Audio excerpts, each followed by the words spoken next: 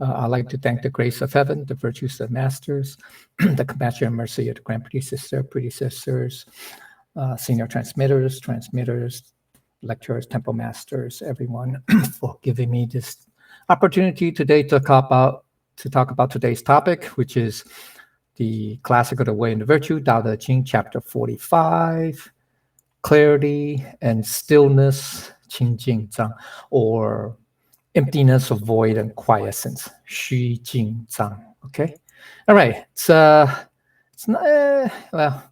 The outline is long. It's 13 pages, 14 pages roughly. It's an above average. It's about an average length chapter. Okay, it's divided in 3 sections.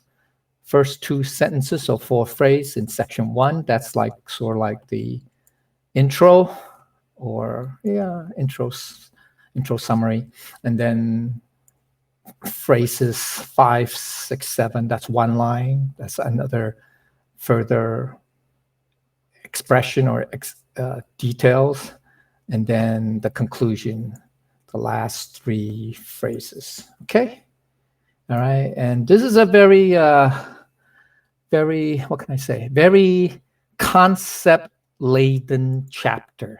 It has a lot of key terminologies or terminology descriptions about the Tao, but in this case, it's more the Tao function or use. Okay, we'll get to it's in one of the summaries. I'll talk about it that later. But that's why I've highlighted it in blue or in gray blue.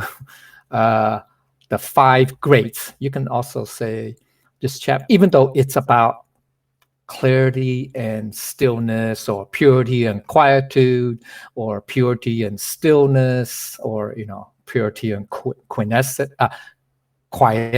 It depends how it's translated. They all pretty much mean the same thing. But anyway, so it's Qing Jing. Actually, this phrase is you can say it's the key. I mean, it's another way.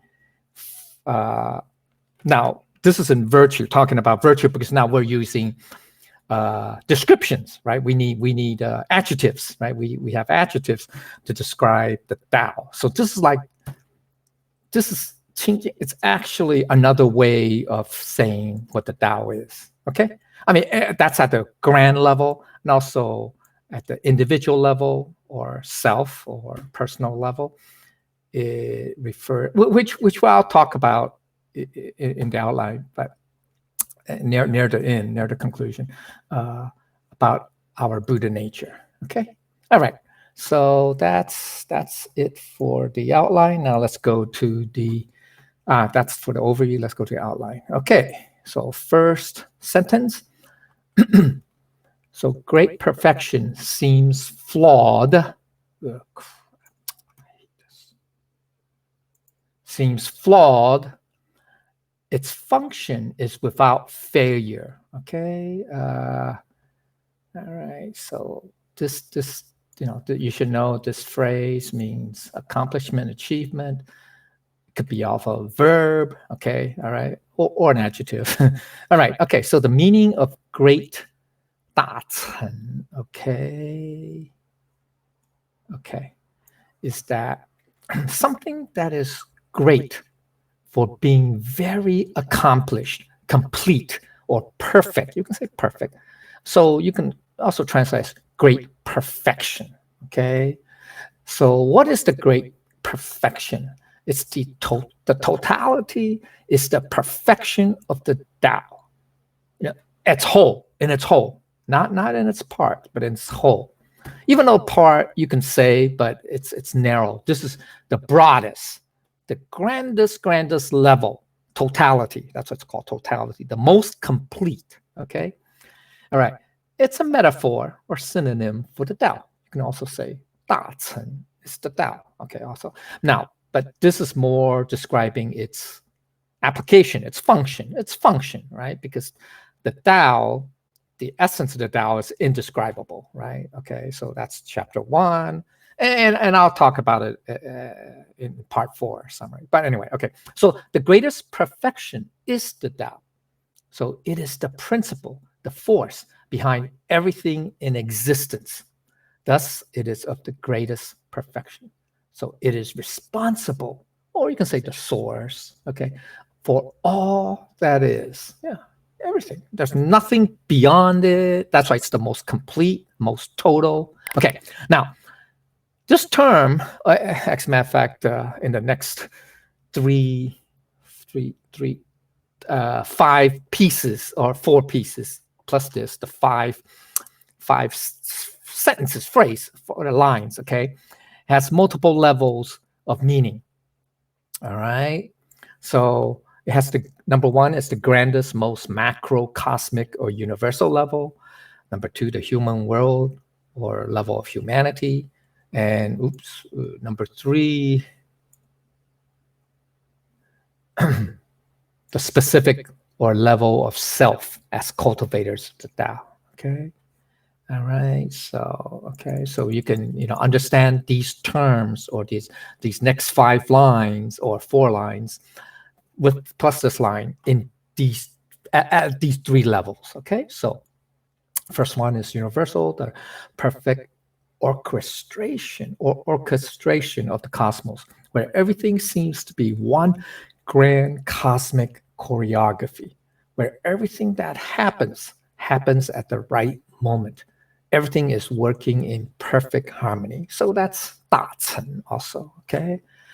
At the humanity level, you can say it's a skill, okay? An art, a skill, a virtue even, okay?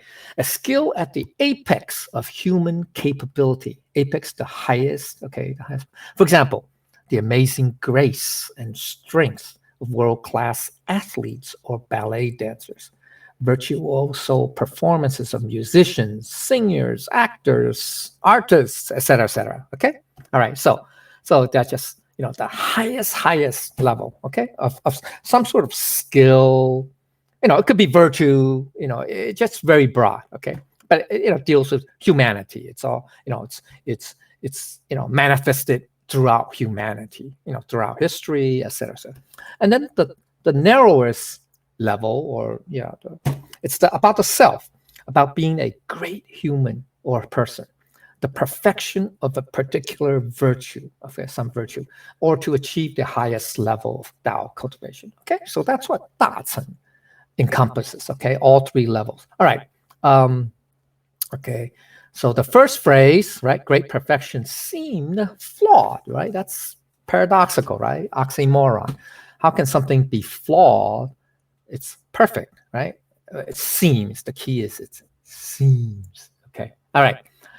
All right. Why? Okay. So the basic meaning is this: the great perfection, that is, if we're talking about the, in broad terms, okay, all the accomplishments of the Tao, in a broad sense, seems incomplete. Although humans understood more today than in the past, human understanding is still limited. So we cannot always understand everything, right? So we view, in this case, this great perfection, the Tao, through the lens of our human knowledge. Unfortunately, human knowledge is limited. It's always, right, we're always learning new things, right? There's always new knowledge, right? every second, every day, every year, okay? All right. But it's still incomplete. So that's why when we view it through our knowledge or human understanding, we don't see the perfection of the Tao, the great perfection or the great achievement or accomplishment of the Tao. All right. Okay. So another meaning is the universal level. The laws of nature are perfect in terms of universal harmony, working together in unison perfectly, even though we may not completely understand them, where the components of nature, from the smallest scale, the subatomic quantum level, to the largest or cosmic level, like relativity, gravity, all move in accordance with the Tao, conducted in one grand choreography by an invisible director, which is the Tao. So the flaw, quote unquote, we see is not inherent in nature, but in our theories or understanding of nature, right? So we don't completely understand nature, or our theories are still incomplete. So if you view the Tao through those lenses, we think, oh, wait a minute, it seems, there's something not complete, or something doesn't make sense, stuff like that. Okay, so that's at the cosmic level, the universal level. The humanity level, human attainment of perfection appears natural and effortless. The quote flaw unquote is not inherent in the achievers or achievement itself, but that they made it so easy that we overlook the discipline side of it, or the lifetime of hard work required to achieve it. Right? We see, great athletes or gymnasts or whoever. Wow, they perform their, their routines or whatever. So it seems so effortless. Like, it just when they're born, they could do it. It's like that, because they make it so effortless that it seems like, they didn't have any skills. But that's the hidden part. Okay, it's so we tend to overlook, because it seems so effortless, that, hey, wait a minute, you know there are years and years of hard work required to reach that level, right? Same idea. Okay, all right. So where the skill is totally integrated within them, until the skill is part of them, where they can use it without thinking about it, they and the skill are one. That is master, the technique of no technique, where the quote flaw unquote is we overlooked the masterful skill, the apparent invisible technique, right? So that's okay. So that's at the human level. Now, for this, let's look at the self, the level of the individual cultivator. Okay, so even for a person of advanced skills or high level achievement of virtue, the quote flaw unquote is not in the skill or the cultivation or virtue, but the realization that there are still more skills to attain and higher virtue to achieve. So, for the skilled Tao cultivator, the great attainment of skills or achievement of virtue still seems lacking, because there's still more to attain and to achieve. So, they are ever more aware of flaws, and consequently become even more humble. Okay, so that's at the individual level. Yeah, there's a deeper meaning of that, of great accomplishment, or great perfection. It's the fusion or integration of the heaven and earth and humans, heaven and humans. So when our Buddha nature extends and merges with the entire cosmic void, yeah, that's the perfect, perfect, great perfection, or the highest level of attainment, right? Okay, so when our Buddha nature encompasses or merges as one with the entire cosmic void, right? Okay, so that's the highest. Okay, second phrase, if you recall, means its function is without failure. Okay, so basic meaning is the function of great perfection is faultless. So that's why it's without failure. Okay. All right. Now at the universal level, the laws of nature were present long before human beings came around, and they will continue to be around after we are long gone. Their functions will continue for eternity, regardless of what we do or fail to do. The Tao will always function the same way it always has and always will. So its function from beginning to end, there's really no beginning and no end. But anyway, this is uh, what do you call that? What's the word? A a metaphor. It's without fail and flawless. Okay, the Tao will never fail or cease to function. All of Buddha nature functions are manifested from the void. Okay, all right, the essence. Okay, so the additional meaning at the humanity level is those who have perfected their art have mastered the Tao in that regard. What regard?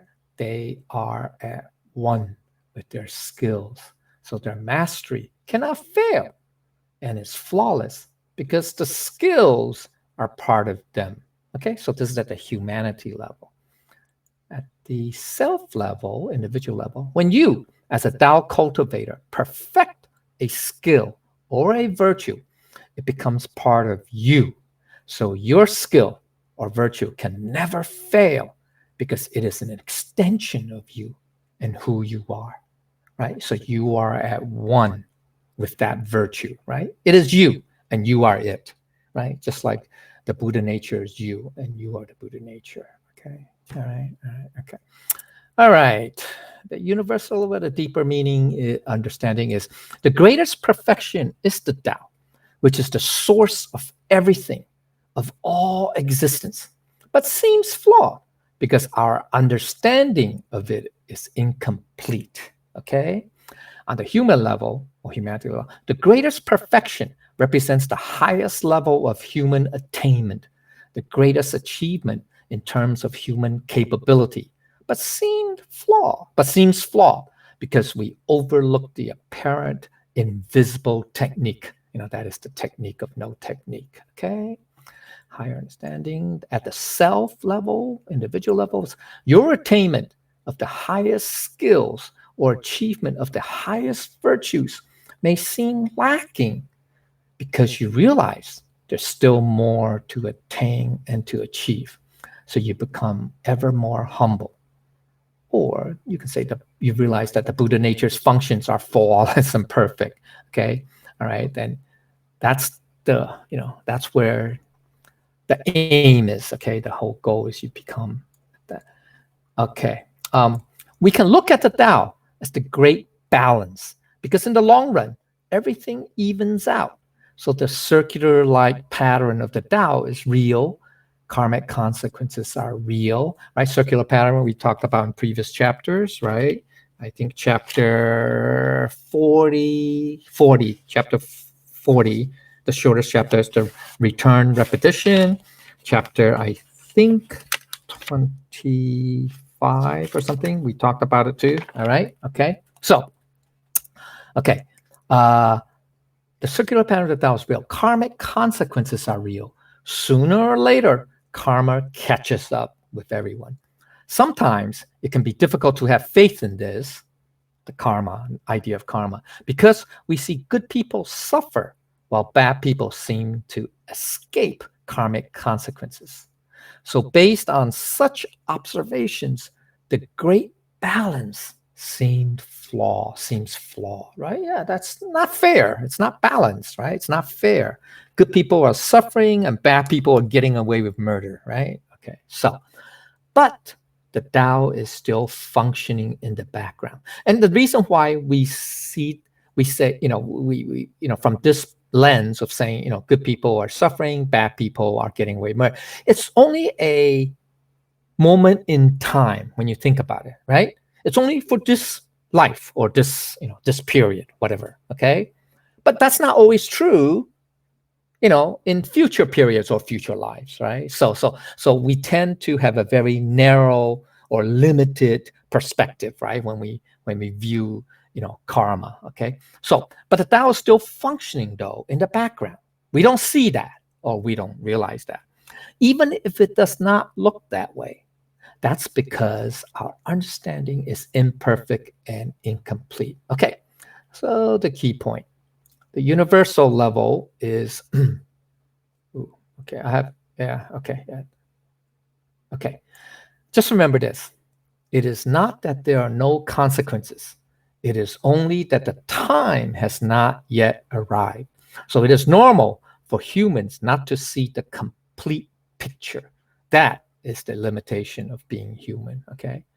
But the workings the workings of karma, the functioning of the Tao, the circular-like pattern of karma and Tao, those have an inherent perfection. They will always work. They just don't work on the schedule that we demand. They work on their own schedule, right? It could be very long, right? Seems very, very long, distant, past and future, right? So, okay. All right. So the great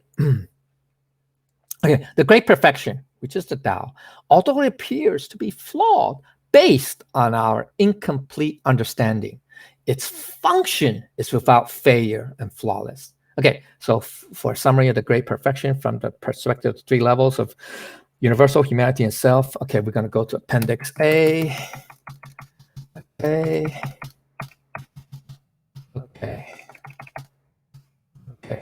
Here's Appendix A, great perfection, all right?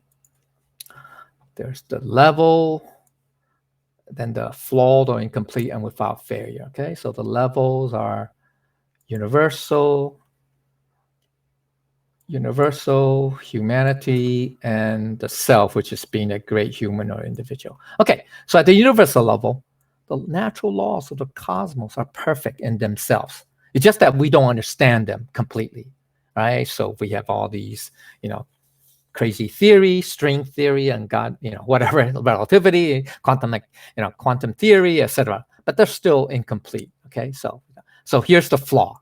Here's the incomplete. It's our knowledge of the cosmos is incomplete, and each level of knowledge, be it Newtonian physics, Einstein's relativity, quantum mechanics, quantum theory, or multiverse theory, etc., poses its own challenges. In other words, they're not 100% complete, or they can't explain everything. Now, what's the without failure? It's regardless of the gaps in our understanding, the universal Tao continues to function just as it always has and always will. So the Tao is always working, right? Even though it may be in the background, we may not real, but it's always been working, for eternity, right? From the very beginning, which is question mark because there's no real beginning, okay, and into the future, okay, for eternity, right? That's the Tao, okay, so that's why it's eternal. Okay, at the humanity level here, at the highest level of attainment, human beings approach perfection, okay, but why is it flawed, right? Okay, because the virtuoso performance flows so naturally that there seems to be an absence of techniques. That's the perception. Okay, that's the perception. All right. We see people, sometimes they play a musical instrument or they can sing like a bird. I mean, but it's like so natural that comes out of them that we don't see any technique, right? A great chef, he just there's a pile of ingredients all over the kitchen table. He's able to just grab them and then just cook into a magnificent course. Okay, yeah, what's the technique? It seems so random. It seems so haphazard, but right, but that's the great skill, the great perfection. All right, okay, but it seems flawed. Okay, all right. So without failure, a completely integrated art or skill can be used to express yourself as if the skill is an extension of you. So the skill will never fail. The skill is you, and you are the skill. So it is you, and you are it, right? So you and it, or in this case, the skill or the virtue, are one. There's no separation. So it can't fail because it's you. Okay, all right. So that's okay. So that's the Tao. Okay, at the self level, okay, we perfect our practice of virtues until they become part of us. That's the whole goal of nonstop cultivation. Right? Okay. All right. Okay. So why does it seem incomplete or flawed? Someone who has a high level of attainment becomes ever more aware of flaws. So they becomes even more humble. So if you see people who have achieved, very high level, very, very high level, as a cultivator,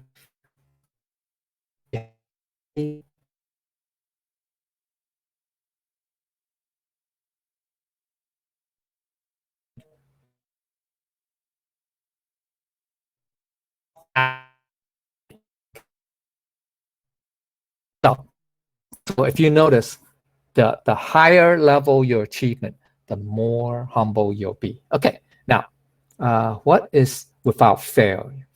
The virtue you have perfected is who you are, not something you need to remember or think about or remind yourself of, right? Okay, it's just, we say, natural, right? It just flows naturally, like the Tao, right? The Tao just naturally, right? It manifests itself. It functions naturally. Just know, you don't have to think about it to remember or to remind yourself about it, right? Okay, same idea. All right, okay, let's go to, wow, that's a lot of time on me. Go to the second line of we're still in the intro, right? Ooh, that's a lot to talk about. Okay, second line. The next, okay, after great perfection is great fullness. Okay, seems empty though. Its function is without exhaustion. Okay, what does that mean? So just as the great perfection is synonymous with the Tao, here great fullness serves the same purpose. You can say, so that's another way of describing the Tao, or say, I don't say describe the Tao, but how the Tao functions. It's not the essence, it's the function. Okay, these are the functions. Okay, right. So for another aspect of the Tao as great fullness, the Tao contains infinite possibilities, limitless potentialities waiting to manifest in reality. So that's what the great fullness means. Okay, so another meaning is the Tao is full, bursting at the seams, and at the same time, that's a metaphor. There's no seams, but bursting is. And at the same time, the Tao seems empty because why? It's void. It's a void. It's formless, shapeless, formless, etc. Right? Odorless, right? Invisible, etc., etc., etc., intangible, etc. Okay, there's nothing in it yet. All the functions of the Tao are all manifested or permeated everywhere. Okay, so the Tao is a void, but there's something marvelous within it. It may seem like a paradox, but that is something we see all the time. Very simple. Here's a simple example. Okay, consider an empty bottle with no liquid inside it. Okay, yeah, you just finished, beer, finished bottled water. Okay, so we all know that the empty bottle is full of air, but it has no liquid. So the bottle is both empty of liquid and full of what? Air simultaneously, right? Same time, right? Yeah. Right? The empty bottle has no liquid, right? So it's empty of liquid, but it's air. It's got air in there. Okay, so then the question becomes, is the bottle empty or full simultaneously? The answer is yes to both. Okay, so similar to the question that they use in Zen, is the teacup half full or half empty? You decide. Okay, all right. Okay, all right. So second is its function is without exhaustion. Okay, all right. So basic meaning of second phrase is the Tao is infinite, so its function is never exhausted. It can never be used up or depleted. Now, in the future, I think it's it's got to be in a future chapter. I don't think yeah, it's got to be in a future chapter. I think it's in the 60s. You're going to come across the phrase, they say, the Tao is like the well that never runs dry, right? Same idea, okay? All right. Okay, the universal level. Since the Tao is the source of everything, of universal creation, it is a continuous process, okay? It's constantly, all right, creating, okay? So creation is happening all the time. More keeps coming from the source. It never ceases the process of creation. That's why the Tao is considered as life-centric. That's chapter 25, I think we talked about, among other chapters, I think chapter 28 too. Okay, anyway, all right. So additional meaning at the humanity level, This also applies to humans, this great fullness, okay? So the creative mind is like the Tao.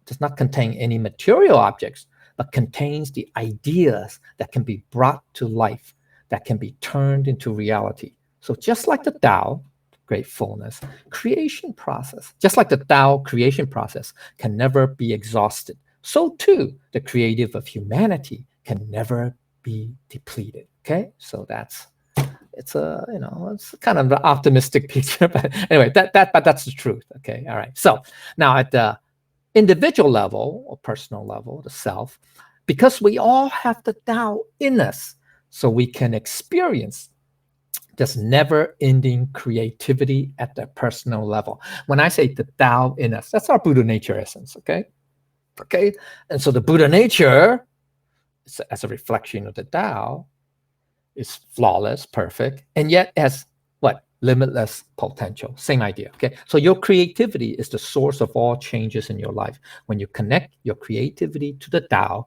or to our Buddha nature essence, great ideas also never stop. Right? That's in parallel to the Buddhist teachings of last Friday, the previous Friday in the Heart Sutra, we talked about the great divine wisdom, of our Buddha nature, right? That's the same idea, that the divine wisdom, Mahaprajna, has limitless functions or uses, okay, all right? And it's limitless, okay, because it comes from our Buddha nature. You can say that's a function or manifestation of our Buddha nature. Okay, so deeper understanding is, here it is. The Tao is like a well that never runs dry.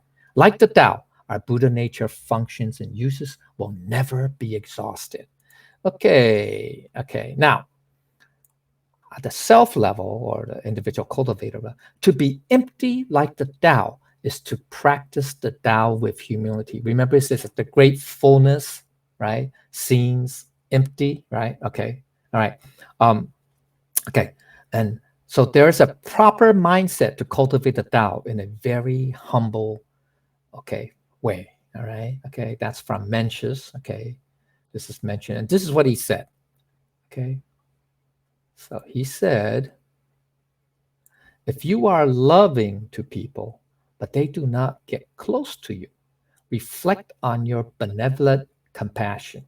That's the explanation, or what he said was, in book 4, chapter 4, first verses. If a man love others and no responsive attachment is shown to him, let him turn inwards and examine his own benevolence. So, you got to self-reflect. Okay, you have to reflect why you're not getting the same response. Requite the like for the like, right? You're not getting that same response. And the question is your benevolence and compassion authentic, sincere, true? How are you expressing them?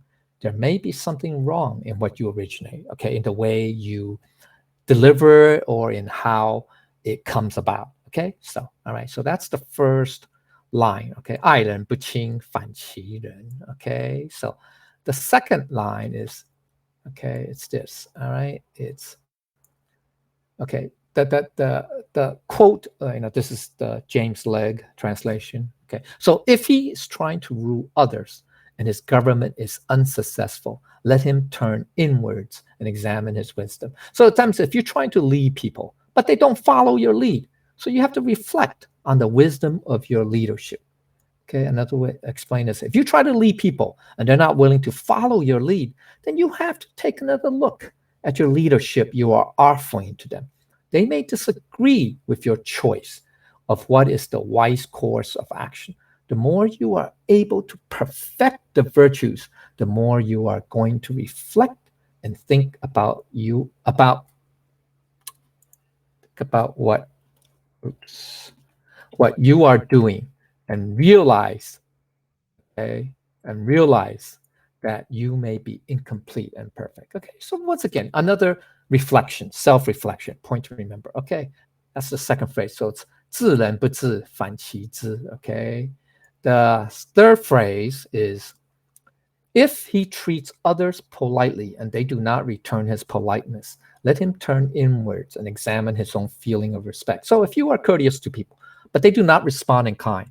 Reflect on the sincerity of your respect, okay? So if you're giving a lot of courtesy, but people are still rude to you, you need to reflect on the sincerity of your respect, okay? It may be you are insincere, and when people detect the phoniness, they will respond in kind to what they perceive as real, all right? So that's very important, okay? 理人不打反其境, okay? So that's what Mencius said.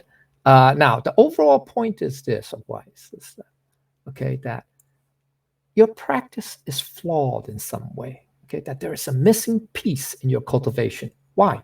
Because human understanding, human wisdom can be woefully limited sometimes, all right? So that's what Mencius is kind of warning us, cautioning us, okay, that, that our practice may be flawed. We just don't see it yet, okay? Or, okay, it is why our theories are not perfect. It is why sometimes we forget the discipline necessary to achieve human perfection. Okay, right? Sometimes our concepts, teachings may not be correct. Okay, so we have to be careful. So when we cultivate the Tao, the more we cultivate the Tao, the more we need to self-reflect, the more we need to be humble. Okay, the more we realize. Why? Because we realize the less we know, okay, that there's more, right? There's more to achieve, there's more to know, okay? So the implication at the self level is, if you understand how to tap into this idea of the Tao as a never-ending source, you will end up like you will end up like a creative powerhouse. You will always have new, inventive, and interesting ideas to try, because our Buddha nature functions are endless, very extensive, and vast. So at the universal level, the functions of Tao has no end. Its functions extend continuously without end. Okay, so that's what this line says. Okay, the universal level, the Tao seems empty because it's a void, but it is filled with infinite possibilities and limitless potentialities, waiting to manifest in reality that can never be exhausted, since the Tao is the source of universal creation. Okay, so for the summary from those different levels, let's look at Appendix B. All right, okay, here it is. Oh, that's something else. Okay, here it is. All right, gratefulness. Okay, so the 3 levels. Okay, universal, humanity, and self, and it seems empty, and it's no exhaustion. Okay, so at the universal level, okay, the Tao is universal source. It's a universal source. It's filled with unmanifested energy, limitless, intangible potentialities waiting to become real. Why does it appear empty or seems empty? Because, like the seed of a plant that can give rise to numerous plants, yet there seems to be nothing much in it. Yeah, you open up a seed, there's nothing. I mean, not nothing, but it's just not much. It just, I don't know, some kind of cells, right? I guess. Okay. There's a technical term for it, but I don't want. Okay, there doesn't seem to be much inside the seed, like a fruit. Well, no, I won't get into that. Like the grains of rice, those are seeds. Okay, but anyway, all right. Okay, and then what's without exhaustion is the power of universal creation continues on indefinitely. It is never depleted. Okay, at the humanity level, the Tao in all of us is a mini engine of creation in our own lives. So why does it seem empty? Right? Because we just need to look around us and see that so many things started out as thoughts, ideas, plans. They're invisible, intangible. They're just ideas, which is invisible, right? So it's just only in your mind, right? Imagination, right? Okay, so it appears empty. Now, without exhaustion, human creativity, like the Tao, is an infinite source. We can tap into it and never run out of ideas, like the well that never runs dry. The self level, through cultivation, we can live a life filled with the goodness of the Tao. Okay, why does it appear empty at the self level? Because to be empty in this context means practicing the Tao with humility and must not be full of yourself. Okay, flaunt, arrogant, etc., show off, boast, pride. Okay, and why is it never exhausted and never exhausted. Is when we follow the teachings properly. Okay, that's the key. All right. Okay, so we're finished with section 1. Wow. Okay, let's go to section 2. 3 more ones about functions. Okay. Yes. All right. So okay.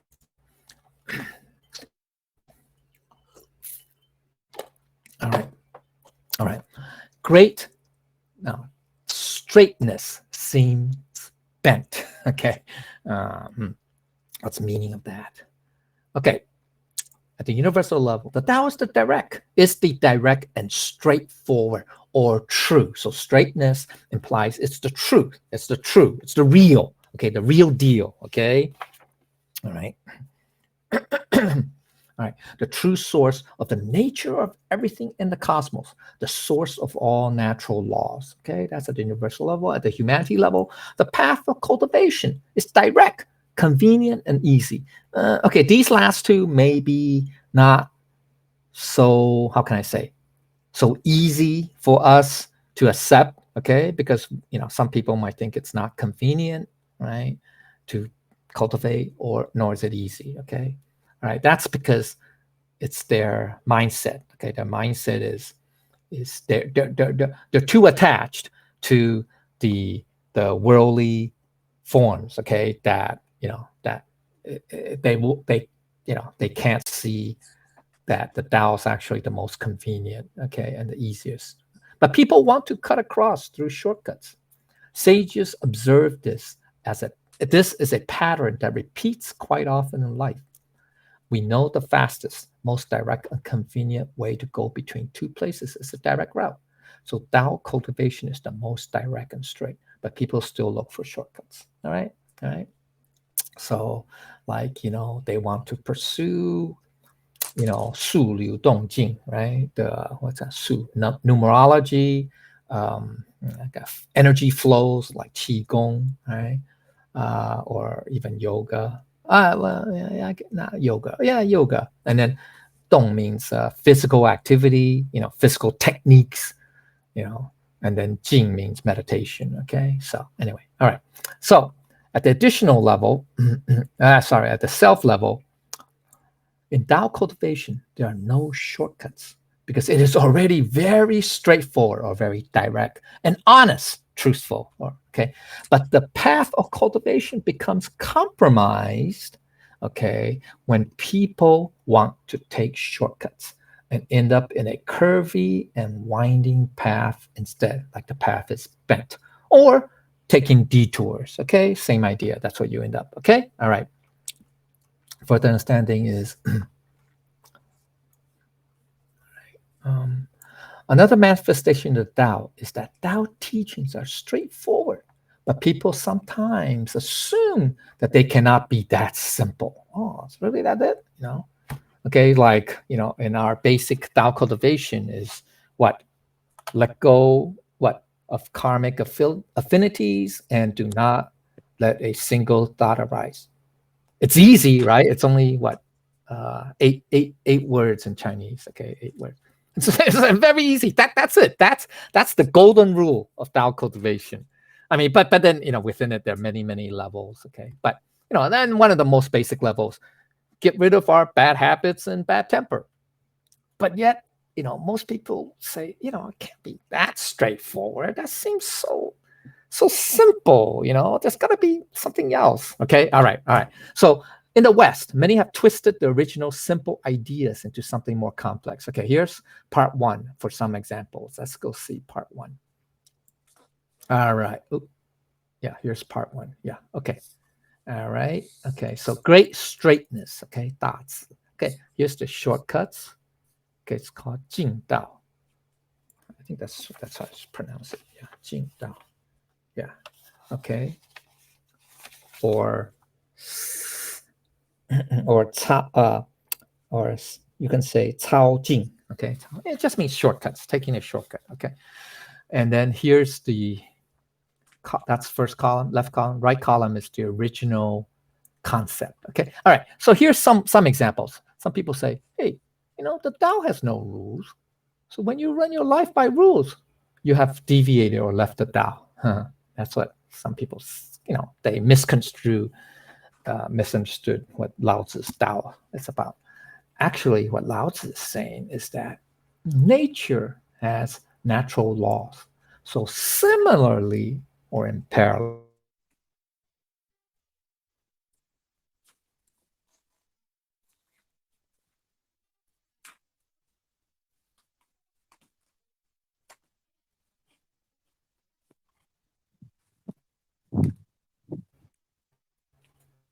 who is what is or wrong? Why can't we regard things just as they are without passing judgment? Yeah, we hear that a lot, right? You hear a lot of people say, oh, yeah, you can't judge, that's not right, that's not wrong, it's neither right or wrong, whatever. Okay, that's a confusing. They're really confusing two things. Okay, two things. Okay, it's true at the general level because of karma. Not because there's karma. Okay, because of karma, you can't say, at the broad level, at that general, the general case that, oh, this is absolutely correct and that's absolutely wrong. You can't say that. But on the personal level, there is that. You understand? So it's relativistic in that respect. Okay, and here's what the original concept means. It's that there is no absolute right or wrong that applies to everyone, right? Okay, because of karma. Okay, a different situation. So there's no such thing as an absolute right or wrong that applies to everyone. That's the key. Okay, so that's the general level. Okay, there is no absolute. So yeah. So what they're saying is, yeah, without passing judgment, what is that? That's true at the broadest general level. Okay, because there's karma in play, and we don't see that. We don't see the reason or the factors involved. Okay, but at the personal level. But they can't apply this notion to the personal level, okay? What at the personal level, right and wrong applies to oneself, like one's conscience. So each person had better know right from wrong to apply. Okay, get it? Because if every individual at the personal level do not, if they do not know what's right and wrong, just like what this statement says, it's applying to every individual, okay? Then what do we have? Then it's okay to kill, right? It's okay, right? There's no such thing as right or wrong anymore. See, that's the misunderstanding. That's the mixing up of the two, the right and wrong at two levels, okay? All right, so we got to be careful, all right? So that's what it means. At the personal level, there is an absolute right or wrong, okay? Your conscience. If your conscience bothers you, then then that's wrong. Okay, for sure. Okay, all right. Okay, all right. Here's another misunderstanding. Cultivation is too intentional. Yeah, we have, we have intent. Yeah, we have a goal in mind, purpose in mind, etc., etc. Okay, and initially, yes, when we cultivate, we have to remind ourselves. We have to keep, keep doing certain things, right, repetitively, and to remind yourself. Okay, so now once again, you're confusing, you're mixing up at the personal level to the nature level or to the grand universal level. Okay, yes, nature has no intentions. That's true. That is true. Okay, nature has no intentions, no intent. Remember, it's non-intentional. Okay, so we do not need to need intention. See, that's confusing the two. Now, what we're talking about with respect to cultivation, yes, we talk about non-intentional. Remember in chapter 39, right? 39. 38. 38, right? Okay, what's high virtue, low virtue, etc., right? Okay, yeah, we talk about non-intention, but that non-intention means that you have achieved the level of cultivation where it naturally flows from your Buddha nature essence. Okay, so therefore, you don't need to think about it. You don't need to say, oh, remind yourself about it. But initially, unless you reach that level of the Buddha or Bodhisattva, okay, we're still cultivating, right? We haven't reached that level, right? So we need to remind ourselves. So there is intent. So there is a desire or intent to say, yeah, I want to, be, attain a higher level, achieve a higher, et cetera, et cetera. Okay. So don't confuse the two. Okay. So it is perfectly natural for humans to have thoughts, ideas, and intentions. That's natural. Okay. The question is how we use them to better ourselves. Okay. Right. So it's not that you have no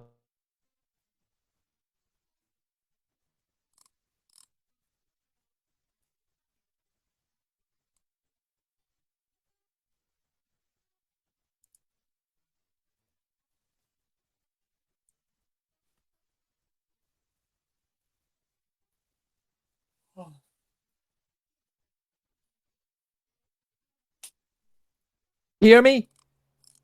Can you guys hear me? Now we can. We What lost happened? you for a little bit, like Oh, few really? seconds. Few Really? seconds. Oh, okay. Wow. How come I don't see. Okay. Anyway, it doesn't matter. All right. Okay. Then another one is this: ultimate wisdom is realizing you know nothing. Yeah, that's oversimplistic. Yes, Socrates did say that he only knew that he knew nothing. Okay, fine, but that's kind of simplistic. Okay, that's very simplistic.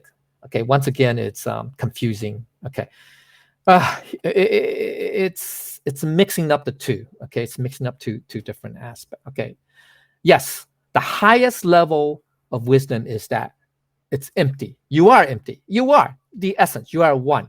But that does not mean that you don't display, you don't manifest any wisdom. Okay, so you don't that's you don't mix the two. Okay, so here it is. Okay, so ultimate wisdom is knowing how best to apply what you know, the most practical and beneficial ways to apply. Okay, that's the Mahaprajna. Okay, Mahaprajna is not saying, oh, you don't know anything.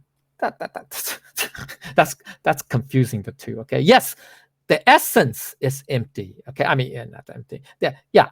You can say the essence is empty because there's no shape, no form, no anything. But that does not mean that you're actually have nothing, like a vacuum. So this is like saying, it's like a vacuum, 完空, okay, versus 真空, okay. So you got to be careful, all right, okay. So that's what we hear. Some people will say that, oh, ultimate wisdom is to understand that you know nothing, and also that's to confuse too people who are Tao's masters who are very humble. So they're so humble that it appears that they know not nothing. Okay, so okay, so one's the appearance, the other one's the substance. Okay, you can't confuse the two. Okay, or mix the two. Okay, the other one is having goals is like a Western concept. It's better to live without goals. Go with the flow. Okay, 随波逐流. Okay, that means go with the flow with the crowd, etc. Okay, all right. It's different from 随缘. Okay, by the way, this is different from 随缘. That means to be in harmony with your karmic affinity. Okay, all right. This is different. Okay, all right. What the real concept is this? Is this? It's this. Okay, it's this. Having goals is a universal concept and something that we can use skillfully, as with everything else. It's about moving in the same direction as the nature of something. Okay, you have the nature as the essence. Okay, fine. Rather than against the grain. Okay, so being proactive, do all that is humanly possible. That's being proactive. Okay, then listen to the heavenly mandate. Here's an example. Okay, um, let's say you have I don't know, an exam or a test or whatever. Okay, a project that you have to do.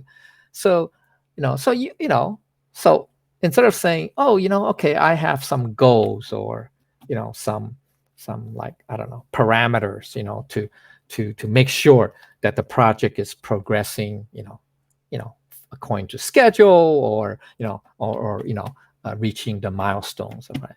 So you have to have goals. So it's not like saying, well, you know what, I'm just gonna go with the flow, and and do whatever the situation requires.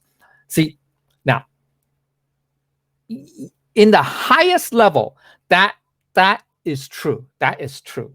In the highest level, okay, that is true. That you don't need to have very detailed, goals or milestones to tell you, how to do this. But at the beginning level of cultivation, you still need to have goals.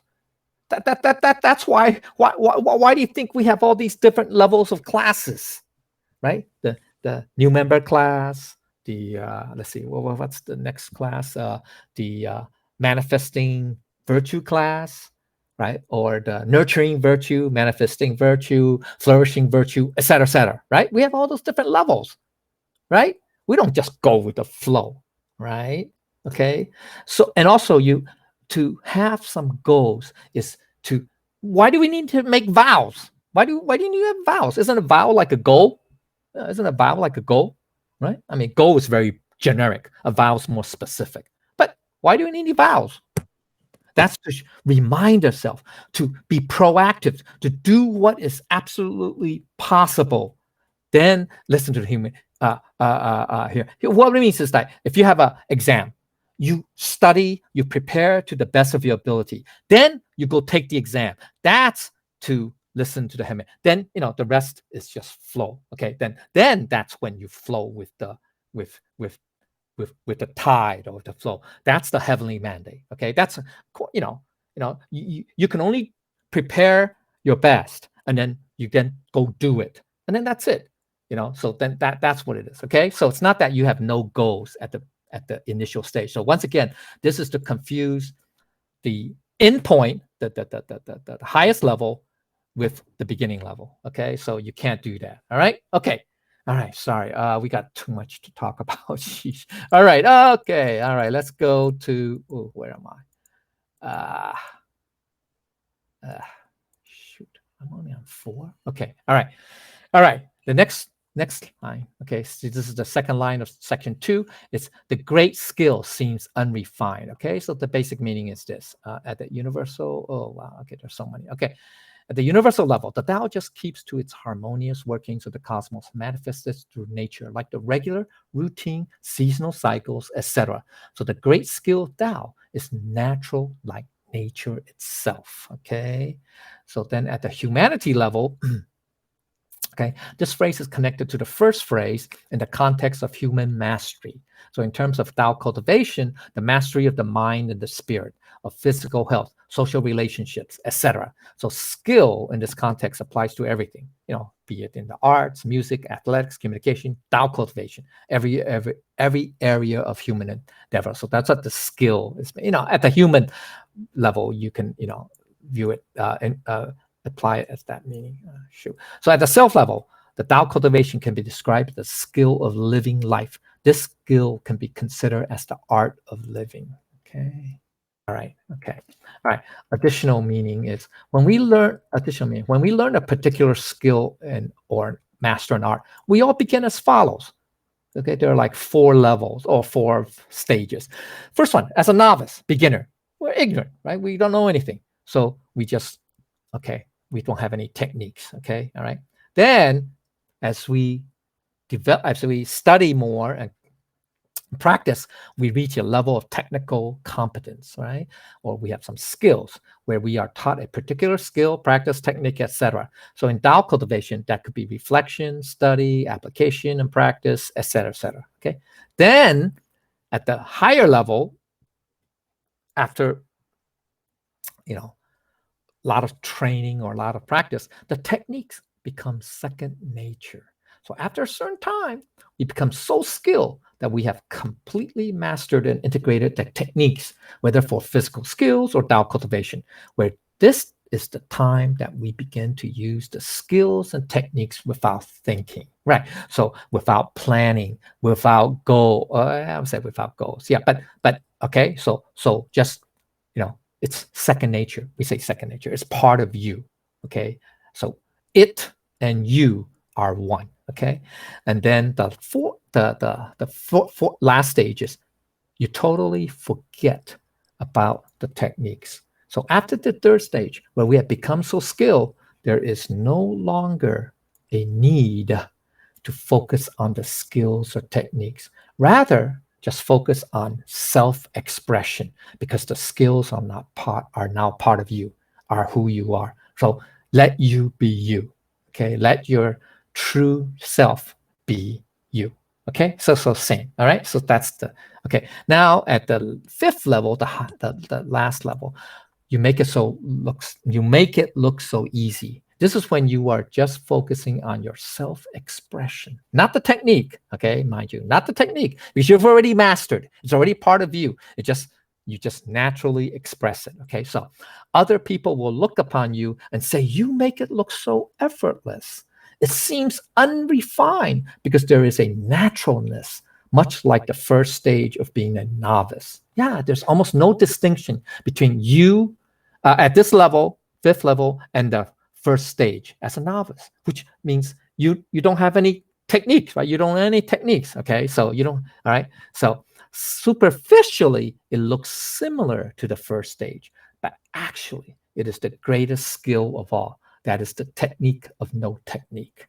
Okay, this is when you know you have attained true mastery. Okay, so now this I'm going to apply it later on in the conclusion section. All right, when we're going to talk about Buddha. Okay, Buddha's okay, all right, Buddha's example. Is it here? No, it's next section. Okay, so additional meaning.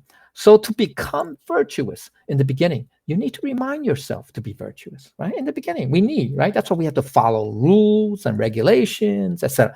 And we have to learn and study, right? The principles, example. Okay, but after some period of diligent practice, the virtue becomes your second nature, and you have become the virtuous person. Okay, so further understanding is you do not need to think about it anymore. You just have to be yourself, because the virtue has now become part of you. And other people will remark and say, how you have made it look so easy. All right, let's look at part 2 summary between ignorant and skillful mind. Whew, okay, part 2. Okay, not this one. Okay, here. All right.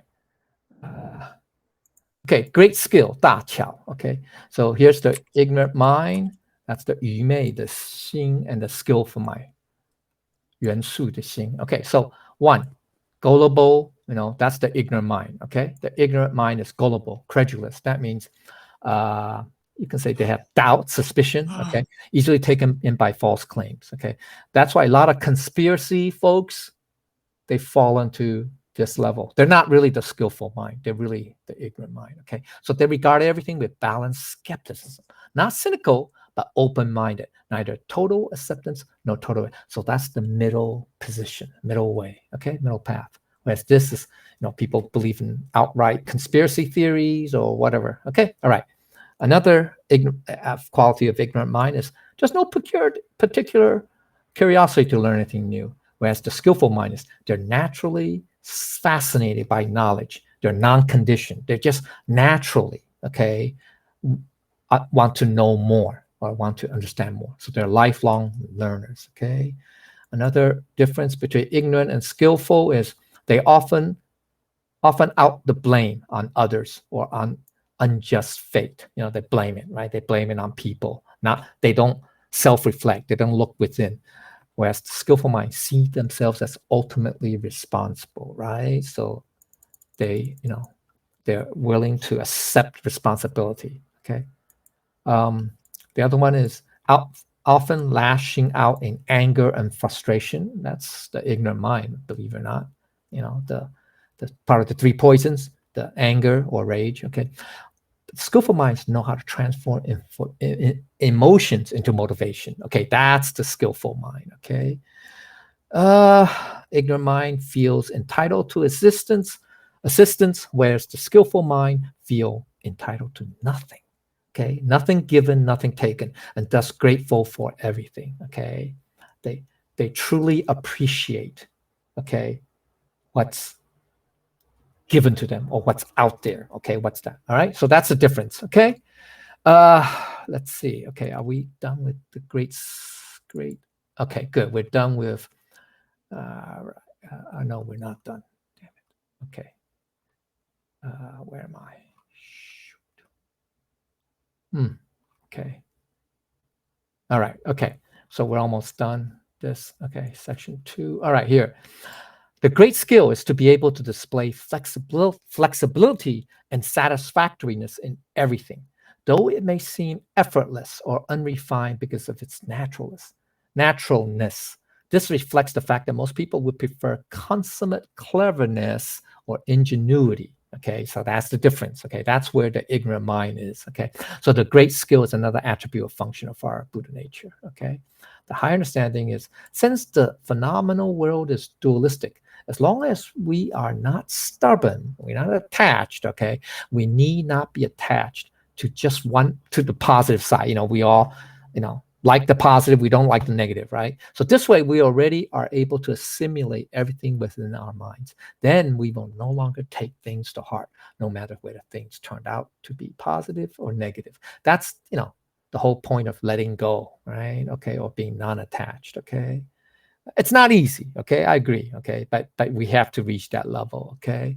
So by being able not to not mind anything, take to mind, to let it dwell on it, right? To keep remembering, right? Being attached, okay? Or, obsessed.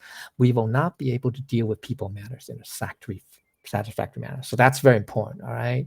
So at the self level, it's this. It's great skill is to be able to do things without any flaws. Then people will like that very much and be very accepting. But in order to achieve great skill, one must first lower one's ego. All right. That's very important. Okay. You have to be humble. All right. Here's the last line, last phrase of the second section. It's great eloquence seems inarticulate. That's, again, another oxymoron. Okay. So basic meaning is, okay, here's the universal level is the great eloquence of Tao is its manifestations of universal harmony in all its functions throughout the cosmos without the need for locution, for speaking, locution, okay? At the humanity level, okay, it's the popular misconception is that someone who talks in rapid fire fashion or talks a lot must be a strong debater, okay, the great speaker or powerful communicator, etc., okay? So once again, this is the perception, okay?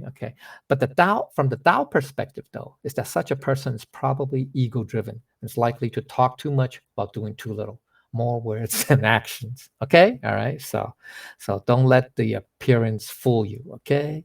All right, okay, so Tao cultivators are the opposite of that, just talking, okay? Talk less while doing more. So people may erroneously see them as inarticulate, them, who can't speak or who are not good speakers, okay, good talkers. That's fine. It's better to do more and talk less, all right? Okay, so the additional meaning is when we talk about skillful communicators, most people may think of lawyers, yeah, they must be skillful. Politicians, oh yeah, and successful sales professionals, etc. But really, from the Tao perspective, these people do not possess true eloquence because they all talk too much. They say too much to mean so little, or they have a lot of talk but very little substance. Okay, how's that? All right, okay. So the further understanding of the self is the greatest debater is one who does not debate at all. That is the level of great eloquence. The Tao, on the universal level, doesn't debate with anything, with anybody. It just displays, manifests everything naturally, perfectly. That's the highest. That's the greatest. Okay, that's the greatest eloquence. Okay, so that's why the great eloquence seems inarticulate. Yes, the Tao doesn't speak, right? But okay, anyway, all right. So the more understanding,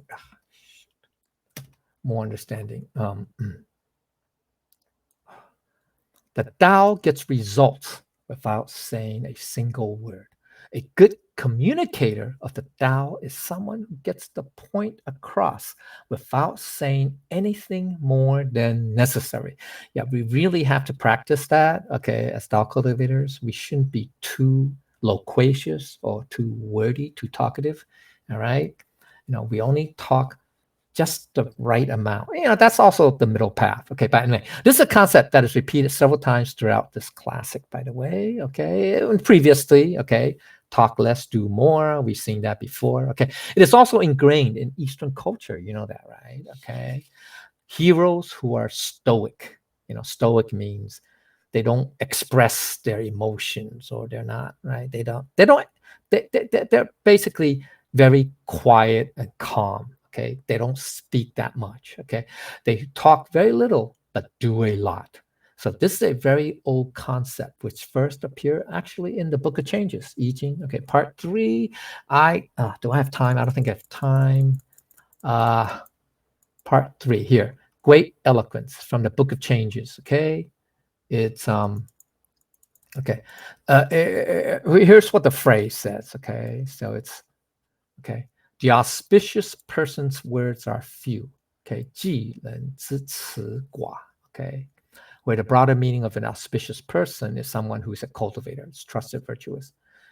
On the other hand, then the second phrase, the second half is the impetuous or impulsive person's words are many. 造人之词多. Okay, where the impetuous person is someone who's impulsive, lacks self-control, invites problems, does that anyway. So the above two phrases is you can say ancient equivalent to the modern expression loose lips sink ships in ancient China, just like okay. So conversely, those who value and measure their words were trustworthy ones, thus auspicious ones. So if we observe today's world and look at those and see how easily it is to validate this ancient saying. So linked together, great skill, that was the previous line, now linked together seems unrefined, and great eloquence seem inarticulate, that's this line, form an overall attitude of true, authentic confidence, which is also true, authentic humility, right? So if you have super great skill, that's already part of you, or virtue, and you don't need to talk, okay, that much. That's the supreme confidence. You don't need to put on a show. You don't need to talk, because you have it. You can do it. Okay. All right. So authentic confidence, okay, is when you possess real skill and eloquence. You have no need to show off.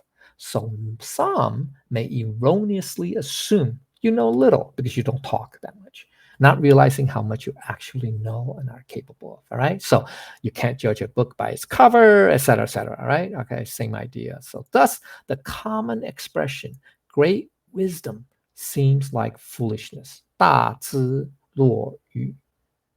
Yeah, 落语. Okay, this comes from this concept of those who really know, have no need to prove themselves. That's the authentic humility. And others will mistakenly assume that they know very little. Okay, so that's what got from the Book of Changes. Okay, okay. Now we're going to come to the front part.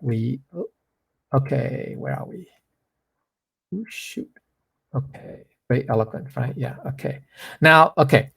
There's a deeper level. Remember, we talked about the technique of no technique. Okay, so here it is. All right. Okay. The highest elocution, that means, let's say, speak, art of speech. Okay, it's not discourse with words. It's like kind of like oxymoron, but with one's actions. That's the key.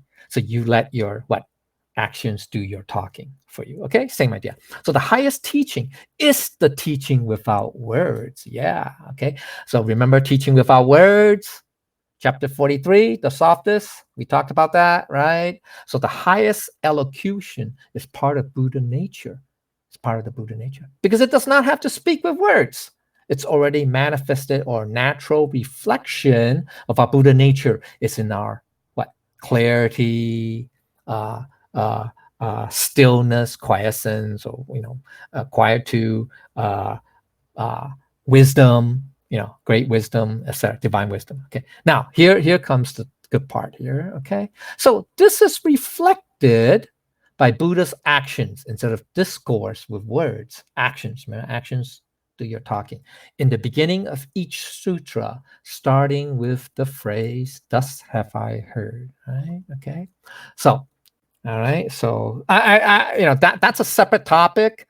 That's if I heard, you can, that's another, like, I don't know, 3-class, 4-class topic. Okay, several hour topic. But anyway, but I'm just going to summarize. Okay, let's see, where am I? Where's my mouse? Where's my mouse? Okay. All right. So here it is. Okay, here's the first part. Okay. Okay, so shoot, I didn't bring it with me, but the Diamond Sutra. So he goes into Sravasti. Okay, Sravasti is a big city near the Jeta Grove. The Jeta Grove in north central India or northern India. It's close.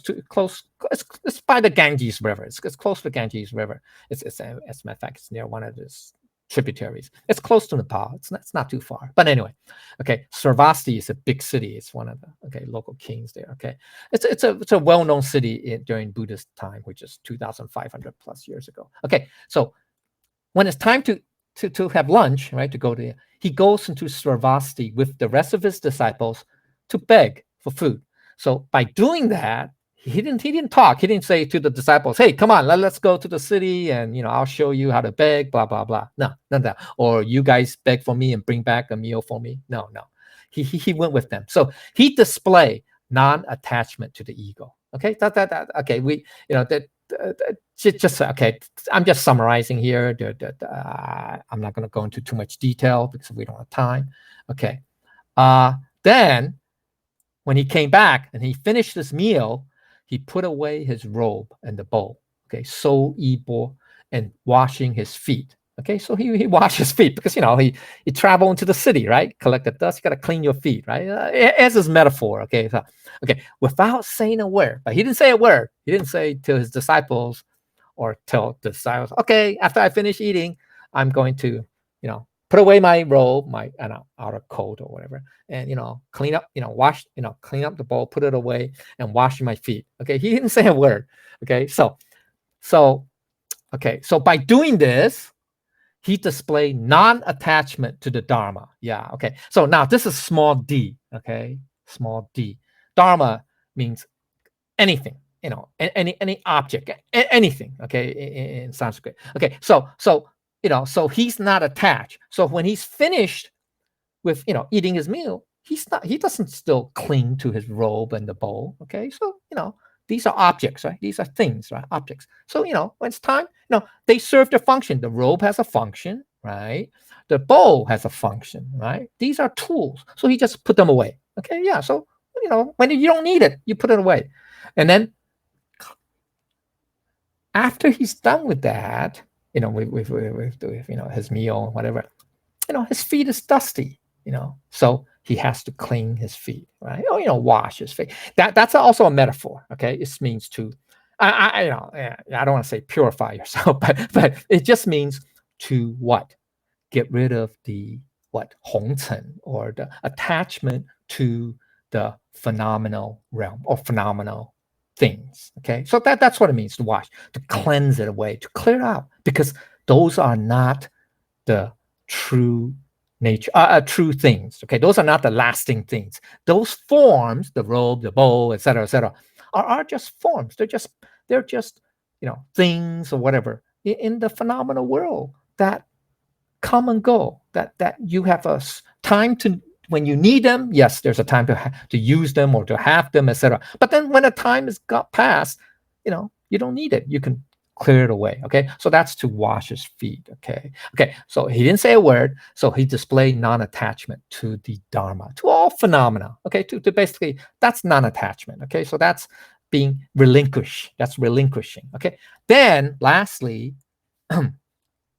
he arranged his seat and sit silently. Okay, so all right, so that is, oh geez, okay, that is 辅佐而坐, right? 辅佐. That means he arranged. He had to prep, because in those days, I mean, they don't have chairs. I mean, I think it's a cushion or something. Anyway, that's arranging seat, or like what they call like a prayer mat or something like that. Something like that. Okay. So by doing that, so he's doing something, right? So he's doing something. He's prepping his seat, you can say. Okay. So that means, okay, so the first half, okay, so this previous line is what? He he showed non-attachment to things, to anything. But it can't be just only non-attachment to things. Okay, so it's very important. All right, there is also what? Non-attachment to non-things, or that means it's not total negation. Get it? Okay, so it's not like saying, oh, okay, so there's no, okay, so everything's empty, so therefore there's nothing. Nothing is real, so therefore, I don't need to do anything. So everything is empty. It's unreal, right? Everything is false, right? It's all the dharmas are false, right? Are not everlasting, blah blah blah, are all empty, right? So therefore, I don't have to do anything. Wrong. Buddha was saying that no, he sat silently.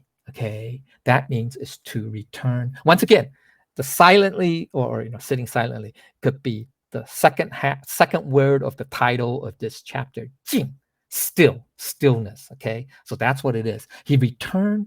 So by arranging his statements, prepare that there's something that what he's trying to say, that in this emptiness, in this non-dharma, in the attachment to no dharma, there's nothing, but there is something. There's something. Okay, there's still something. Okay, and so he sits silently, and that's to return to his true true essence, but to return his true state. You can say it's a natural state, the true state, which is the stillness, the Jing part. Okay, so he displayed non-attachment. In other words, that there's no nothing. There's no nothing, double negative. Okay, because otherwise it'll be one kong. Okay, so it's so it's called non-dharma, non-attachment to non-dharma, which is to what? Be diligently mindful of always being in the unperturbed state or state of stillness and quiescence. Get it? Okay, so that's the Jing part. Okay, so that's so the Buddha didn't say anything, and in this, that's the whole essence of Buddha's teachings. Okay, that's the whole essence right there. So if you understand this, you should understand all his sutras. Okay, well, maybe not all, but most. Okay, all right. So the implication is, here it is. The highest teaching is the wordless teaching. Yeah, okay. That is to teach through one's actions, such as the display of Buddha in the beginning of each sutra. That is the teaching of the highest truth. So the highest dharma, capital D, that's teaching, is the wordless dharma, capital D. Okay, all right. So key point at the self, we want to cultivate to this level of cultivation. Yeah, at the self level. Okay, to cultivate until there is non-attachment of the self. That's the non-ego. Non-attachment to the dharma. Okay, that's all the forms, material things, phenomena, etc. And non-attachment to the non-dharma, which is the emptiness. Okay, yeah, it's non-attachment. Okay, that means it's not that it's empty, but there's a true essence within this void, this empty. So it's not real vacuum. It's non-attachment to the vacuum, you can say. Okay, non-dharma, because that's the extreme, right? The non-dharma and the dharma are the two extremes, right? The non-dharma and the dharma are two extremes. So you don't attach, you attach to neither. So what does that mean? That means no more duality. So if you have no more duality, what's left? It's absolute. It's the one. Okay, the oneness. So that is to have achievement. That's the great perfection. Okay, all right. So let's go to last section. This is fun too. Okay, the conclusion section. Okay. Oh, gee, I got 4 more pages. All right. It's almost 90 minutes. Okay, so all right, I might go a little over. So movement overcomes cold. Stillness overcomes heat.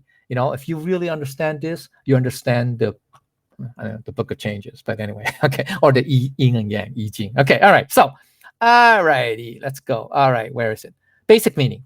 There's an external and an internal part. Okay, so here's the external. Where we go from inactive to active, there's a corresponding rise in temperature. So with movement or motion, heat will be generated and will overcome the cold, right? That's true in physics, right? This is in quantum mechanics and physics, right? It's when the tiny, subatomic particles, or even atoms, when When they're in motion, that's when it generates heat because they collide with each other. Okay, and then so they give out energy. Okay, in the form of heat. Okay. Anyway, all right. Okay, that's how friction is. Okay. All right. Okay, and so that's how it overcomes the cold. Right. Cold just means that like absolute zero when the atoms don't even move or even vibrate. I don't know, whatever. Okay. So anyway, so that means there's no heat to that. Okay. So that's the external. Oh, sorry. Okay. Here. All right. Okay. So so this both phrases. While being still will overcome the heat. That means being motionless will gradually cool things down. Okay. All right. So if we want to stay cool, you don't move. Okay, like today, it's really hot. I don't know about other parts of the U.S., but in New York especially, it's like 90 plus degrees today. All right, and it's pretty humid too. Okay, anyway, another meaning. Okay, another meaning of line is this. Our practice in emulating the Tao, such as perfecting a virtue or becoming more creative, is a good way to get warmed up for the challenges in everyday living. So that's positive. So that's not a bad thing, okay? So then here's the external. Yet being too active, this is external, will cause us to overheat, especially if we pursue cultivation improperly. If we attempt to attain great eloquence by engaging in more debates, for example. Okay, all right, okay. Then what happens is, then we become agitated. That's the internal side. Agitated, emotional, restless, and get pretty hot under the collar, right? That's what I say, hot under the collar. So that's negative. So even though something initially may be, where is it? May be positive, you want to, you're eager, you want to practice, you want to be more active, get warmed up in the chat. But if you overdo it, especially when you do it improperly, then that becomes negative. All right. So the further understanding is internally. So when things get too hot, how do we cool down? We must bring ourselves back in balance by cooling down, which is to have calmness in the mind. Okay, so the key is stillness, quietude, quiescence, tranquility. That's the jing part, right? Okay, that's the stillness, the quiet. Okay, so there's a deeper meaning of the jing. That's the natural unperturbed state of our Buddha nature essence. Okay, so here's the different. Okay, here's the different levels of understanding this phrase. Okay, so there are different levels, multiple levels, as the expression of yin and yang. Okay, so the first level is the interplay of yin and yang, or the interaction. Okay, how they sort of like move in harmony with one another. Okay, or mutual move. So where the movement, zao. Okay, that's movement. Okay, movement, right? The phrase here, movement overcomes the cold, right? Okay, so that's zao. That's movement. Movement is action. It's activity, right?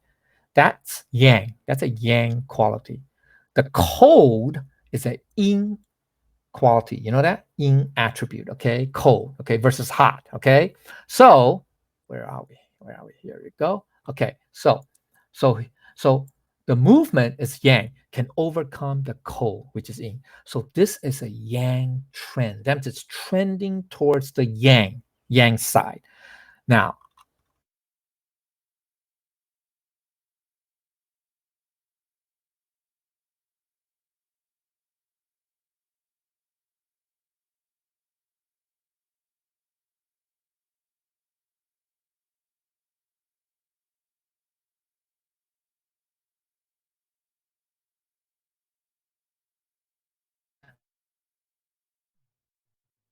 attribute, the yin part, it overcomes the heat, which is the yang, right? The heat comes from motion, right? It's the heat, okay? So the yang, it's yang. Heat is the opposite of the cold, right? So the cold is the yin, the heat is yang. So this is a yin trend. So actually, what this phrase already talks about is the interplay of yin and yang. That is,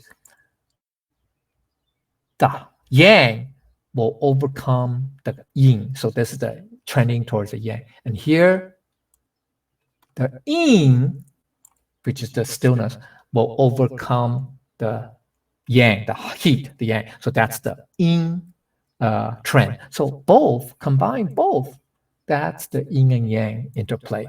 All right. So yang So something yang can overcome the yin, and yet also something yin can overcome the yang. Okay, so that's the perfect balance. Okay, all right. So that's one level. Okay, now in other commentaries, there's another level. Here it is. Okay, and it's okay. You should look for the changing of 4 seasons. Movement represents the spring season. Okay, now it's hard to see that at first. What we should look at is you should look at the cold first. The cold is what? Most people associate cold with winter, right? People don't associate cold with summer. I mean, even if you live in the southern hemisphere, which is opposite seasons, but right now it's their winter. It doesn't mean that they don't have summer. It's our winter and their summer. Okay, so just unless you live in the polar regions or in the equator, there's only 2 seasons. But this 4 seasons. Okay, so where are we? Okay, here. Okay, so what represents is that. Ooh, shoot. Okay, so here it is. So movement represents the spring, which is the beginning of activity. Remember when things getting active, okay, in nature, where all living things are becoming restless, which will overcome the cold of the winter season. Like, obvious example would be animals that wake up from hibernation, right? You notice the buds of the plants, of the grass or the trees are starting to grow, right? To spring, the green starts to come out. Okay, that's the stirring of activity. That's the movement. Okay, so the movement, the spring, what it means is now rather than using movement and cold, you can use spring will overcome what? Winter. So what does that mean? Just means spring displaces winter. 春盛冬, right? Okay, so that means spring naturally will displace winter, right? Right? When the time comes, naturally spring will what? Replace winter. Okay. Likewise, quietude. Okay, quietude, which is stillness, represents the autumn season.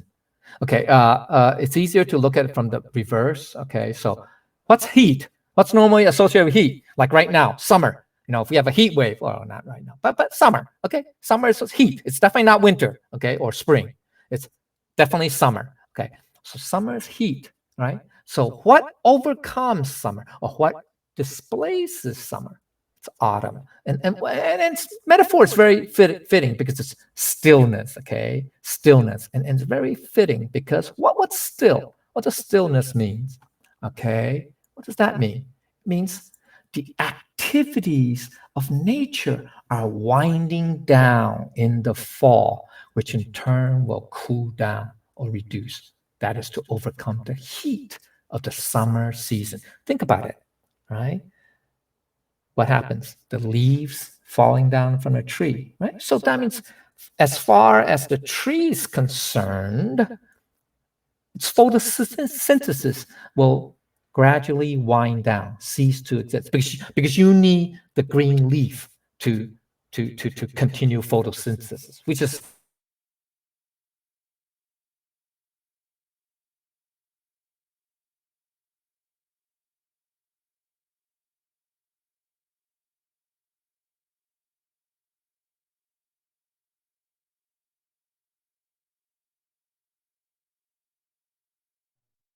the I can let's turn up the okay. All right. Okay. All right. Can you guys hear me?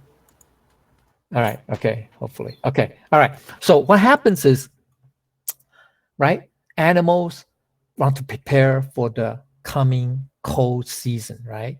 So, you see squirrels storing up their what's that, acorn, acorn or whatever, right? Okay, they store, right? That they're storing it up. Okay, so they're no longer as active. They're already storing things up. They're starting to hibernate.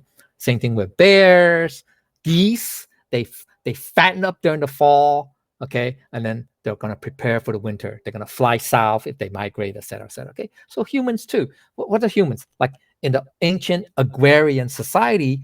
When's harvest? well, I mean, some crops you can harvest 3 times a year or even 4 times a year, depending on which region. But generally speaking, fall is the time of harvest. That's why we have Oktoberfest, we have the harvest moon, etc., etc., etc. Right? So that's when things are winding down. Activity is winding down. Nature the activity of nature is winding down. Right? The plants, the grains or the crops, etc., already reached maturation. They reached their full potential. After that, they're going to wither and die off. So that is the time to harvest the grains, the crops, etc., etc., etc. Right?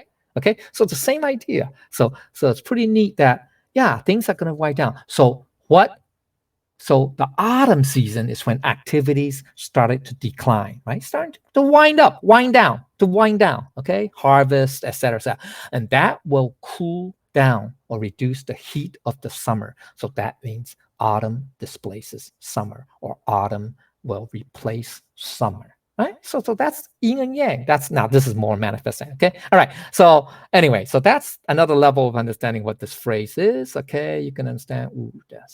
Okay. All right. Here. So in terms of the self level, in terms of Tao cultivation, you need to actively learn. That's the internal aspect. Okay.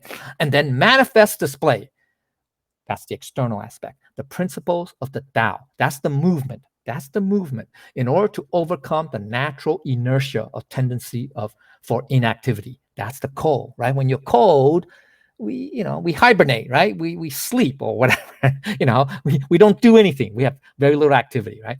So just as you would need to be physically active in order to live, as opposed to being inactive. Okay. So there's a distinction between natural growth and natural extinction. Okay, which is down here. Okay, so very short. There's natural growth. That's the positive. Okay, so that's a yang. And then this is the natural elimination. That's the yin. Okay, so first half is to grow naturally. It's natural development. In the Tao cultivation, it means you follow your natural direction, your instinct, your preference, or conscience, or your Buddha nature if you're at that level. Or, if we know that we have a Buddha, to move towards the best version of yourself, right? Whereas that's the yang. So that's the positive. The negative is to be naturally eliminated by natural selection, survival of the fittest, right? That's what the law, Darwin's theory of evolution, right? So from the Tao perspective, it means that you follow the natural desire to take it easy and remain active. Why? Why do I need to learn these things? Why do I need to practice what I've learned? There's no need. I just flow with the tide, right? Flow with the crowd, right? Okay, so that's natural too. That's natural. That's the inside. That's the I say negative. I mean, but the in aspect. Yeah, that's natural. But well, guess what?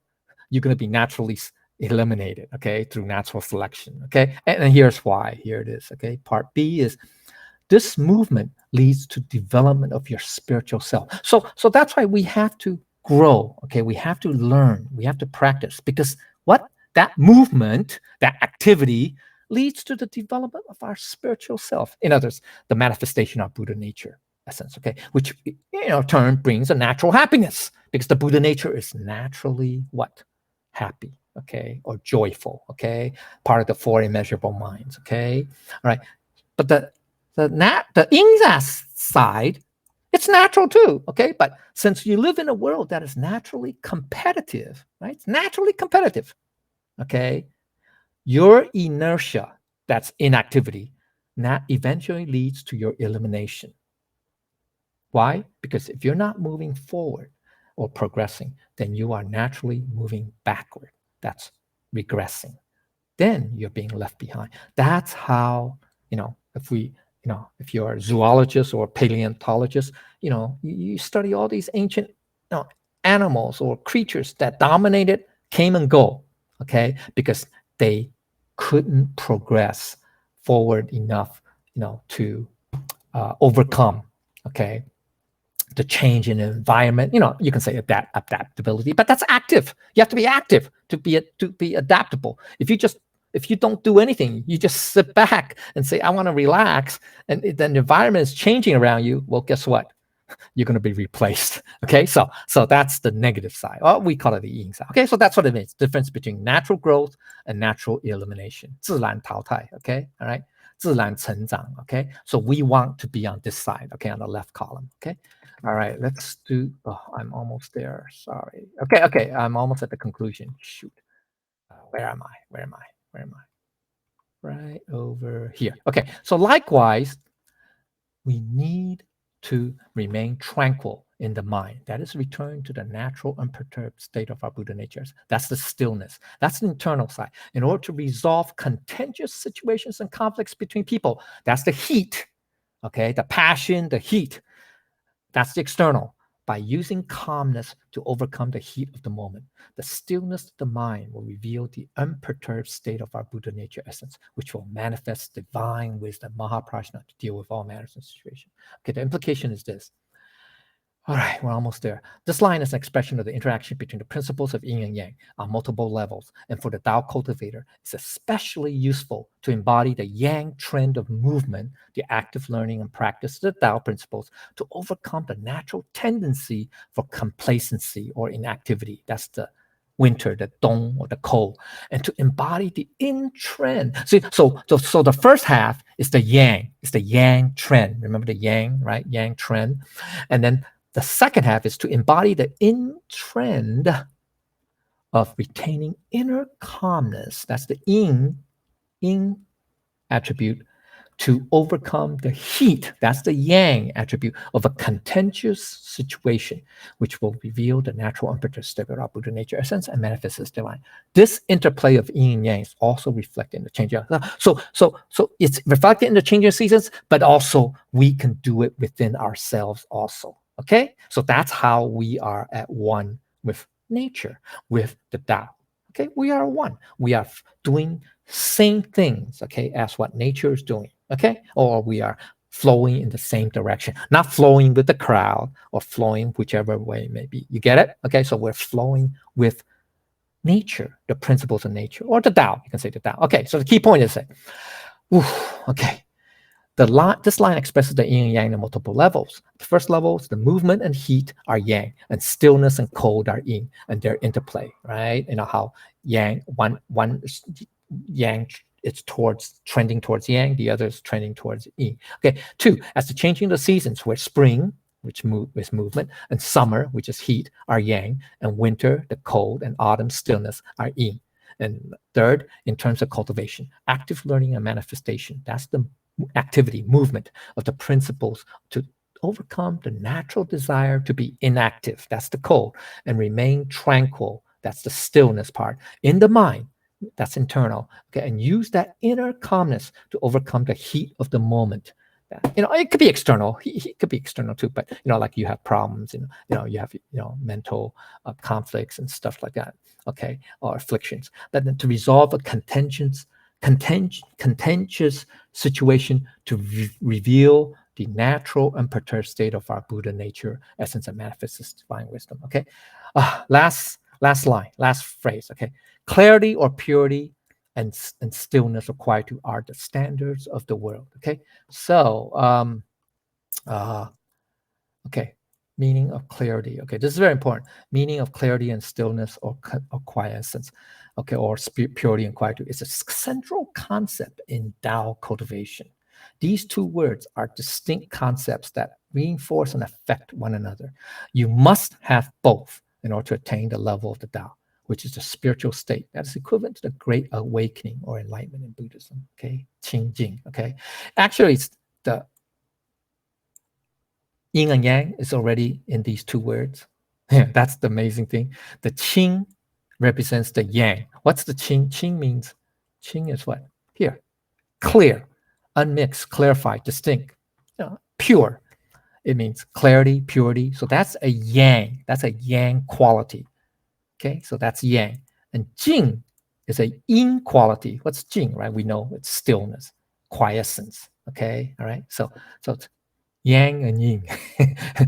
One, it just means, it has a lot of meaning. It connotes oneness. Okay, so anyway, all right. As a matter of fact, there's another sutra called this. Okay, but anyway, all right. But that's the equivalent to when you attain one, the level of one. That's the great awakening or enlightenment, okay, of Buddhism. All right. Okay. So with both clarity and stillness or quietude, you can bring order to chaos and take everyone back to the standard that would be conducive to harmony. Okay, so another meaning is clarity or purity leads to stillness and tranquility. So there's an interplay. Remember the yang trend, yin trend, etc. Okay, that's the okay. So even when you're doing this at the yang, but it will lead to greater yin. Very interesting. Okay. So clarity provides an accurate, insightful assessment of the current situation, not just surface appearance, but also the underlying or hidden factors. Okay. So that's qing to the jing. Okay.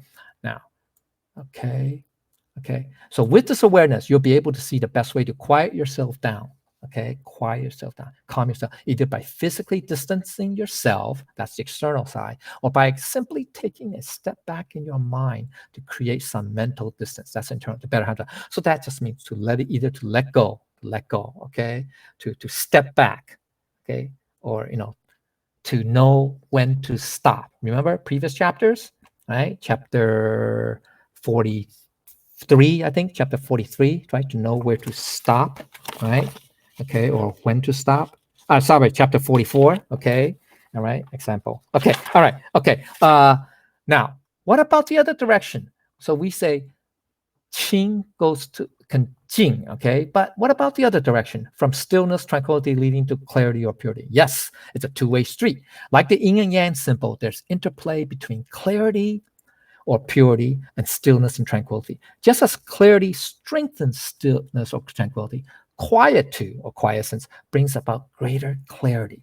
By quieting down your mind, there's greater clearness of mind, right? By reaching to that unperturbed state, everything becomes totally clear, right? Okay? All right. So the deeper meaning of clarity and stillness or quiescence is to eliminate all material desires where there are no more things or matters in our minds. Okay, that's the ultimate level of our cultivation. So when we have that, means you can say total relinquishment or total non-attachment. So just like the Buddha taught, right? Non-attachment of the ego, non-attachment of the Dharma, a non-attachment of the non-Dharma. So what's left? Your absolute Buddha nature essence will manifest. Okay, so that's the oneness. Okay, so there are no. Okay, all right. There's a bigger meaning of what Zen means, right? Zen, it just means to rest or stop at the one. Once again, with what the Tao. Okay, specific to rest or stop, the highest goodness of that, which is to be our Buddha nature essence. Okay, so deeper understanding. We're almost done. Okay, let's see here. It's clarity and stillness, or purity and quietude, can be regarded as the manifestations of the great perfection. Yeah, that's another link between the last line of this chapter to the first phrase of this chapter. Okay, so qing, with spiritual clarity, we can see or be more aware of the world through the Tao much more easily. Jing, or stillness or quietude, only when we quiet down the mental chatter that are the stray, out of control, delusional thoughts within, are we able to connect with the Tao, that is to return to the bright and clear state of our Buddha nature essence. Okay, so the higher understanding is okay, when you have both clarity and quietude, you have the ability to take charge of any situation and guide it back to the Tao, so you don't deviate. Okay, so you'll always be with the Tao. That is being the standard of the world. This is a powerful teaching that applies to numerous situations. So the more you practice it, the better you get at it. So in order to attain clarity and stillness, we need to first eliminate the attachment to forms. Remember the attachment to non-attachment to Dharma, right? Same idea, okay? What Buddha, acted out, okay, is this. What's this, okay? And then how do you eliminate material desires? This links back to what? Not just from Buddha to Tao Te Ching to Lao Tzu, but also to Confucius. To eliminate material desires, literally to investigate things. Such as Ge Wu is the first stage of the 8 stages or Ba Tiao Mu, okay, which is a central teaching of the great learning of Confucius. Okay, that should be a separate topic of the 8 stages, but this is the first stage. So this is the most important. So it's the not most important, the first step. Okay, so as cultivators, I'm talking about as cultivators. Okay, so that you want to eliminate material desires, or from what Buddha said, right? Or not said, but to what? To have non-attachment to forms. Okay, and also ego, etc. Okay, all right. Okay. So the implication is this. Okay, not only does great perfection give rise to clarity and quietude, that is datsan, to changing, but it also means to be at the one with the Tao, which is the Zhen. That's the standard. Okay, that's the standard translation of this. Okay, where the entire cosmic void is within our Buddha nature. That is to be the standard of the world. That means that's the highest level achievement. That's what it means. The standard of the world. That's the highest level of achievement. Or you can say that is to be the great awakening. Same idea. Same. Okay, same. All right, just different words. Okay, here comes the conclusion. Sorry, it took longer than usual. Almost 2 hours. Okay, here it is. This is kind of long. Okay, here it is. Okay, so clarity or purity leads to stillness or quiescence, and stillness or quiescence leads to clarity or purity. Okay, so they interact, they're mutual, they're mutually interact with each other. Both reinforce and strengthen each other. So clarity strengthens tranquility. Quietude or tranquility or stillness brings about greater clarity. So you have to have both. Okay, so where both leads to the great perfection, or you can say, the great awakening, etc., etc. Okay, all right, where they are the standards of the world, that is to be the one with the Tao. Okay, where both clarity and stillness also can be regarded as the manifestations of the great perfection. Okay, so they mutually reflect. That's what I'm trying. Okay, remember chapter 39, right? Okay, so where they are the attributes or functions of our Buddha nature, where the state of the great awakening, the enlightenment, is the highest level of purity and stillness. Okay, that's the greatest level or of achievement. Okay, the highest level. All right, there's part. Okay, we did all this. Part 4. Here's a summary of the 5 grades in this chapter. Even though it's called Qingjing or clarity and stillness, there's the great perfection, great fullness, right? Great straightness, great skill, great eloquence. Okay, now this chapter, chapter 45. Okay, so these 5 grades are also attributes or functions of the Buddha nature. Okay, so even though he's talking about the Tao, these are the attributes or functions, actually functions. Okay, it's not the essence. He's not talking about the essence. Okay, previous chapters he talked about the essence. Now in chapter 45, he's talking about these are the functions or the manifestations. Okay, so they're also the manifestations or functions of our Buddha nature. So note well that chapters 14, Tao axiom, and chapter 21 from the Tao refers to the attributes of the Tao essence, while this chapter 45 describes some of the main Tao functions. Okay, so just as a FYI, chapter 14, right here it is. It's colorless, it cannot be heard, it's soundless, it's formless, it cannot be unraveled, right? All this. Okay, these are the essence. Okay, describing the essence. That's chapter 14. Chapter 21, same thing. Not so much here, but yeah, here it is. Okay, it's unclear, indistinct. There's an image. There's a substance. It's profound. There's an essence, etc. etc. There's faith. Okay, so chapter 14 and 21, he's talking about the Tao essence. But whereas in this chapter, he's talking about the functions. Okay. All right, so that's the relationship. Okay, I'm sorry it took so long, but this is like I said, it was from the beginning. It was a very concept-laden chapter. It's full of different concepts. Okay, that that he's bringing together. Lao Tzu's bringing together to talk about, describe what the Tao function is like, not just part of the virtue portion of the classic. All right, so I'm sorry it took so long, but if there are things that I said improperly or wrong, I ask for the Buddha's and Lao Tzu's forgiveness.